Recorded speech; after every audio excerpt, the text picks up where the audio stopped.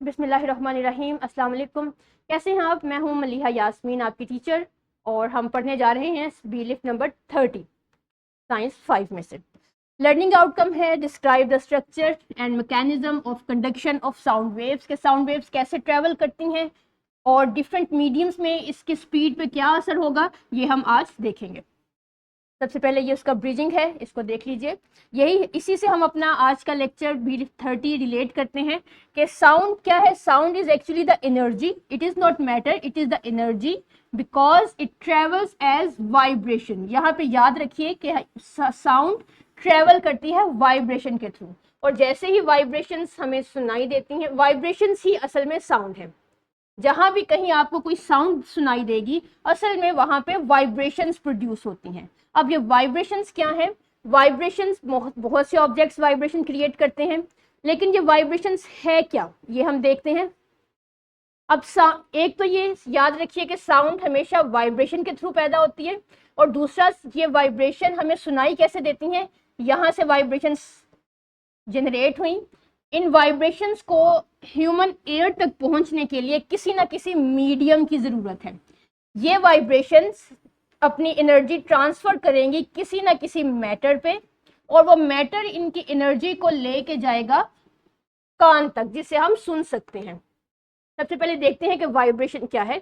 Vibration जैसे ही कोई sound produce हुई, एयर, चूंकि एयर डिफरेंट पार्टिकल्स से मिलकर बनती है, तो ये डिफरेंट पार्टिकल्स में से साउंड ने टच किया, ये साउंड वेव्स या वाइब्रेशन नेक्स्ट एयर पार्टिकल को मूव हुई, फिर उसे नेक्स्ट गई, इन्होंने नेक्स्ट पार्टिकल को वाइब्रेट किया, इसने नेक्स्ट को किया, इसने नेक्स्ट को किया, इसी तरह चलते चलते ये हवा से, दिस इज एयर, हवा से आवाज की लहरें, वाइब्रेशंस गुजरते गुजरते ह्यूमन एयर तक पहुंच गई।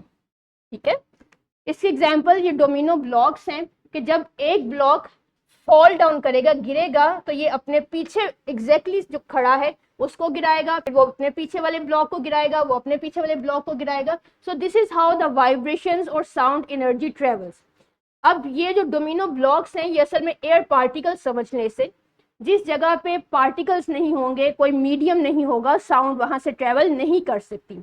जैसा कि वैक्यूम, खला में कोई ऐसा पार्टिकल नहीं है जहां पे साउंड अपनी एनर्जी ट्रांसफर कर सके। सो साउंड वैक्यूम में से नहीं गुजर सकती, स्पेस में से, खला से हवा नहीं गुजर सकती। अब यही वो वाइब्रेशंस ट्रेवल कर रही हैं साउंड की एनर्जी, और चलते चलते ये कान तक पहुंच जाती हैं, और फिर कान में एक अलग तरह का मैकेनिज्म है जो हमें सुनने में मदद देता है। अब जैसे कि हमने देखा कि साउंड पार्टिकल, साउंड एनर्जी किसी ना किसी मीडियम पे ट्रेवल होती है। एयर में चूंकि पार्टिकल्स, एयर के जो पार्टिकल्स हैं वो बहुत दूर दूर होते हैं, गैस है ना एयर, सो गैस के पार्टिकल्स बहुत दूर दूर हैं, और चांसेस हैं कि यहाँ से एनर्जी इधर भी जाए, साउंड इधर भी जाए, इधर भी जाए, इधर भी जाए। तो एक तो ये इसके डिस्टेंट पार्टिकल्स होने की वजह से और डिस्पर्स पार्टिकल होने की वजह से हवा में से आवाज बहुत स्लो गुजरती है, लाइक टर्टल स्पीड। ठीक है, और फैल जाती है, यूनिफाइड डायरेक्शन में नहीं रहती। लेकिन इसके मुकाबले में लिक्विड्स में पार्टिकल्स, लिक्विड के जैसे पानी है, उसके पार्टिकल्स रिलेटिवली करीब होते हैं। तो साउंड अगर यहाँ से आएगी, यहाँ जाएगी, यहाँ जाएगी, यहाँ, यहाँ, यहाँ, सो इसके पास डिस्पर्शन के लिए कम डायरेक्शंस है।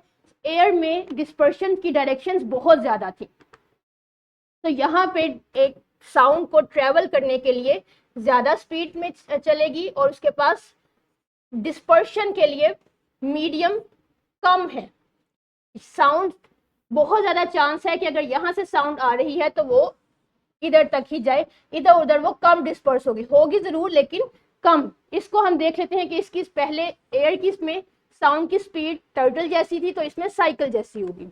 लेकिन सॉलिड्स की अगर बात करें तो सॉलिड में पार्टिकल्स बहुत करीब करीब होते हैं, क्योंकि सॉलिड रिलेटिवली डेंस है लिक्विड्स के मुकाबले में, तो साउंड पार्टिकल्स यहाँ से स्ट्रेट गुजरेंगे, जल्दी जल्दी अपनी एनर्जी ट्रांसफर करेंगे और आगे की तरफ चलते जाएंगे। और इसकी स्पीड को हम रिजेंबल करते हैं एक रॉकेट की स्पीड से, as compare to that of liquids and gases. क्योंकि, और इसकी वजह क्या है? Particles of solids. यहाँ पे एक कंपैरिजन है कि the closer the particles the faster the sound speed. अब साउंड की स्पीड गैस में कम है, लिक्विड्स के मुकाबले में। लिक्विड्स में गैस की स्पीड कम है सॉलिड्स के मुकाबले में।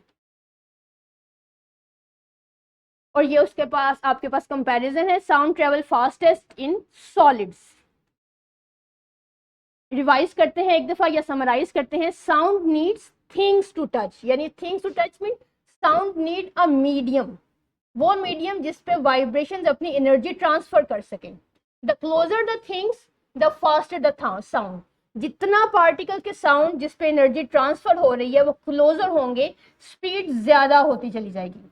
जैसे ही ये इनमें डिस्टेंस आएगा, अब यहाँ पे देखिए यहाँ पे दूर दूर जाना पड़ता है तो एनर्जी तो यहाँ पे भी डिस्पर्स हो जाएगी कुछ, तो कान तक कम आवाज पहुंचेगी।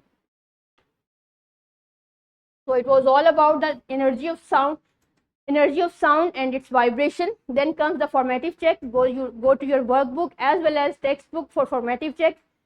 और इसके बाद है थ्राइव के लिए आप वर्कबुक पे अपना सॉल्व कीजिए।